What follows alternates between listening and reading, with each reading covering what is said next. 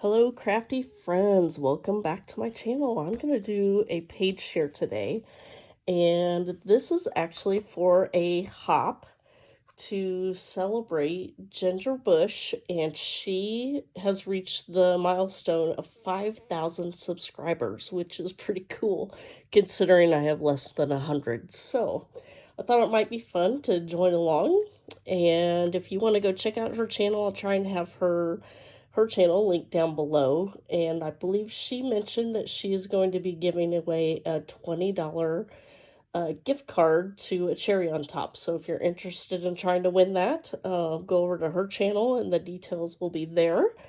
And I have been sick with COVID, unfortunately, and so I'm just doing a project share or page share instead of a process video because I just didn't really feel like it was a lot of stopping and starting on these layouts. So I used a collection from Ciao Bella. This is one of the rice papers, and I don't know if the collection is called Magic Castle or if that's just what this rice paper was called. But basically it kind of has the theme of like Harry Potter. And so I actually only have these two 12 by 12 sheets and some scraps because I used a lot of scraps on this once I initially cut into the project. So the two main 12 by 12 layouts that I did, that there was this one, and I do have a process video for this one. This was part of the rice paper that I cut off, and so I will, actually I don't think I've posted this one quite yet. It might be posted before, depending on how my voice is hanging in there. And so this is the first 12 by 12 one, and then once I cut it into all these papers, I had scraps from that. And then the back side, there's a process video for this one as well.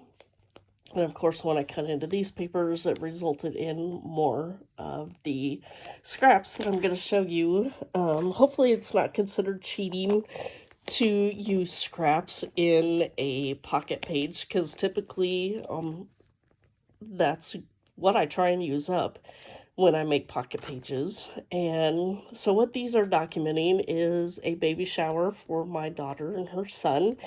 And since his room was decorated in Harry Potter themed, that my sisters and nieces held a Harry Potter themed baby shower. So these papers were just perfect to include in here. And so I do have a few papers that I had scraps of that kind of went along with the collection as well to add some additional color. This burgundy, it was a scrap. And then I think this was like a cut apart. And then they had some other things that I added along here too. And so really I just used cut aparts and scraps of what I had left over for mats and to make the pocket pages on these. So that was the first one.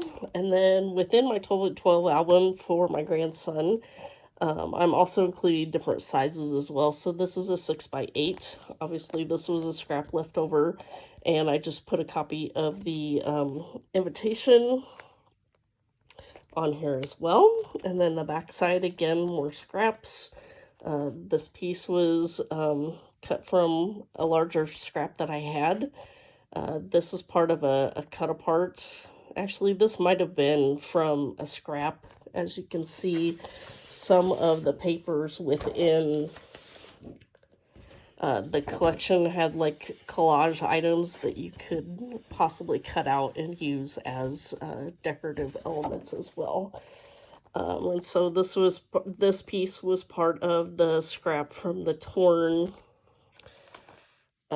edge on this 12 by 12 layout. So this was just a piece hanging around on my desk that I stuck on this layout as well. And then we move on to another smaller 6 by 12 layout, 3 different 4 by 6 pockets included.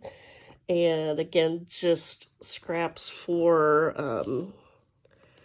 the base of the layouts, as well as just the decorative elements within each pocket.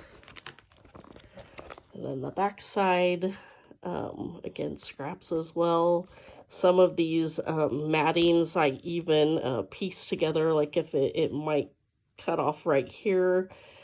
And so this is one whole piece, and then I would piece this little section together and then try and camouflage where I butt those ends up together. This one, same thing with this as well. I do that a lot of times with my scraps just to make things go further. And same thing with this one. So, and then my final pocket page layout for this baby shower that again had scraps for this. This was actually a scrap from a Vicki Boutin collection quite a while ago. And it was already cut into the circle, and so actually this was from a cut file, and so I just kind of rounded and finished it out and used it within my page as a decorative item. And here I had this piece here, but it didn't quite stretch long enough to go all the way across, so then I used more of the scraps on each end to kind of bookend these three pictures. And then one more circle element for this, again, that Vicki Boutin paper there. And this was either a scrap from my scrap bin, or it was a pocket card that I might have cut down a little bit to fit in here so I could do my journaling here. So more scraps along here, and I actually used a punch with that same Vicki Boutin punch. So sorry this wasn't a process video, but I did want to share what I had recently done with some scraps in my collection, I guess you could say. Oops, my pocket fell out here. And if you have any questions, please feel free to let me know. Otherwise, if you wouldn't mind giving me a like or subscribe, that would be great. Otherwise, thanks for watching, and we'll see you next time.